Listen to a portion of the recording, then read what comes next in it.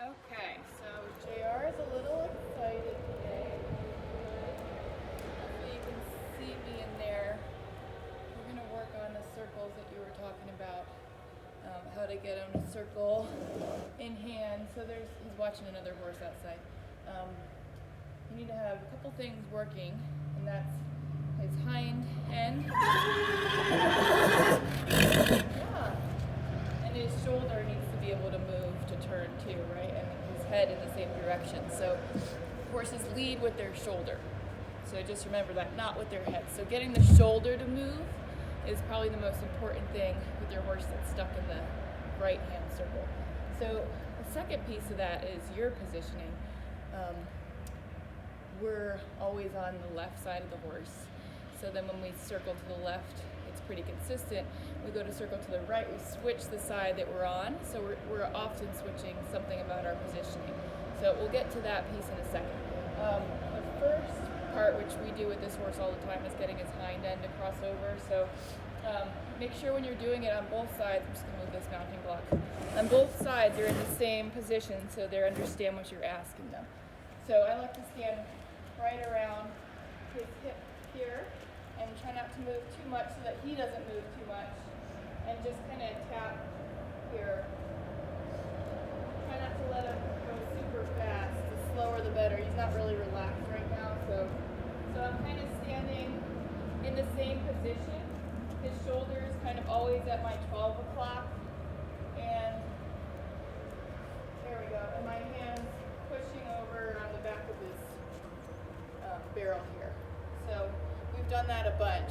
Now when you change sides, something that's really helpful that you might want to use, especially since you're able to really hone in on groundwork now, is to just kind of make a circle for yourself, even if you have like a hula hoop or a lunge line or whatever, and then put yourself in that circle and stay in that space in your circle on both sides. So be aware of where you are as well, because with a horse that's not used to turning one way, he's really looking to you for that same positioning on both sides. So again, shoulders at my 12 o'clock, and I'm standing in my circle that I just made here. Hands on the end of the barrel, and tapping. There we go. Good. Good. And if he gets stuck and stops moving, you can step out a little bit and just lead him forward and then go back to your circle.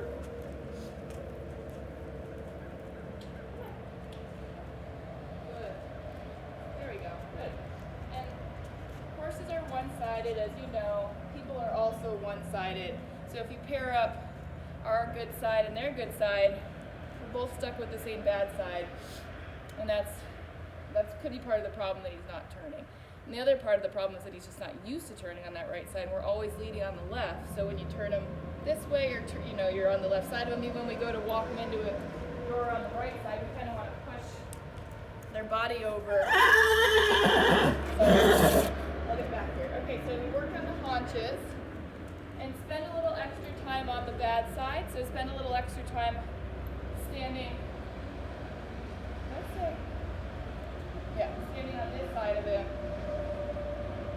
And putting yourself in that same position, shoulder at 12 o'clock. In there. And just do it till he's like bored, till he's, I'm not even in the camera, there I am. Do it till he's bored, till he's quietly and kind of listening to you until you feel like he's fluid on both sides. So making a space for yourself where you can be aware of what you're doing, what your hands are doing. Make sure your hands are both doing the same thing on both sides. That's super important. And then the second piece of it is the shoulder moving over. So if you feel, again, that they lead the direction that they're going with their shoulder, not their head, not their haunches. So you want to make sure that his shoulder is going the right way in the turn. So part of that is encouraging flexibility of the shoulder. Those shoulder exercises that we did, or shoulder massages, of just kind of pulling the head towards you and really digging in there with your hand until you kind of rub out any knots. So do that for like 2 or 3 minutes on each side. It's tiring, but take a break if you need to. Kind of get their head there. You'll feel the pocket get deeper as the head comes towards you, and that's what you want. Good. So we've done this.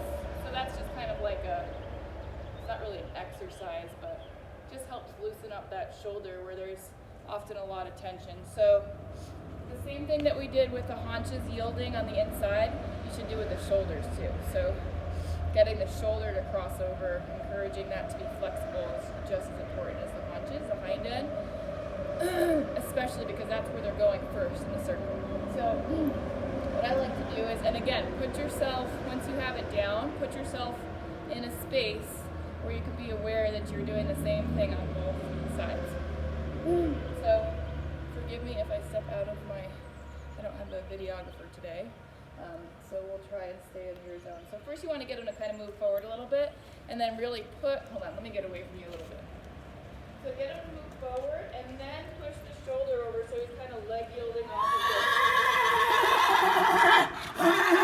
Forward, and then leg yield off of the inside hand that you're going to put on him. So don't let him stop. There you go. This is tricky with having a fixed camera. So forward and then move sideways. Good. I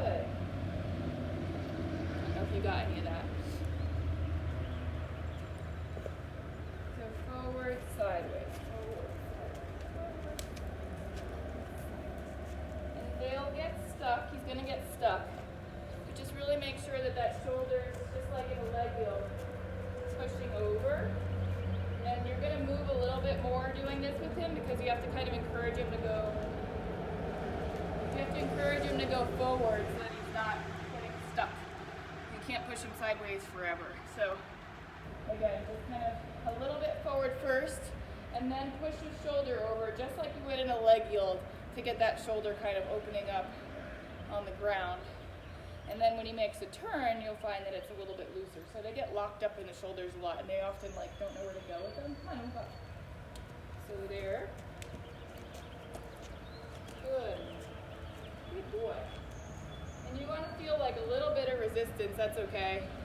You will feel a little bit of resistance, especially with a guy that's never done it before. So those couple things, working on the ground with the haunches, what we've done, pushing the haunches over, getting him to leg yield on his hind end, and then pushing the shoulder over, which you're going to find is a little more sticky. And then doing those rub downs in the shoulder blade there, where I'm sure you'll find a difference on one side. One's like a lot tighter than the other. Probably the shoulder that he's got a tough time moving off of is going to be a little bit tighter than the other side. So there's your homework. Let me know how it goes. Stay healthy.